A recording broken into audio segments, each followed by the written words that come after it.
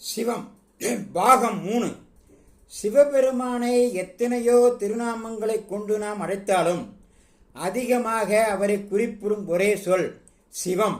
இந்த சொல்லை இறைவனின் பெயர் என நினைத்துத்தான் நாம் சொல்லிக் கொண்டிருக்கிறோம்.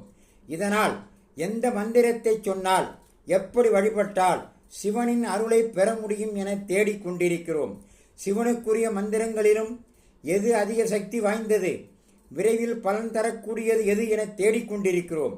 ஆனால் சிவம் என்ற ஒற்றை சொல்லே மகா மந்திரம் என்பது பலருக்கும் தெரியாது. இந்த ஒற்றை சொல்லுக்குள் அனைத்தும் அடக்கம் என்பதும் தெரியாது. இதை புரிந்து கொள்ள வேண்டுமென்றால் சிவம் என்ற சொல்லுக்கு என்ன அர்த்தம்? சிவம் என்ற சொல்லுக்கு வடமொழியில் மங்களம், முழுமை பெற்ற என்று பொருள். சிவம் என்பதில் சி என்பது சிகாரம், வ என்பது வகாரம், இம் என்பது மகாரம் என்பதை குறிப்பதாகும். அடுத்த பகுதியை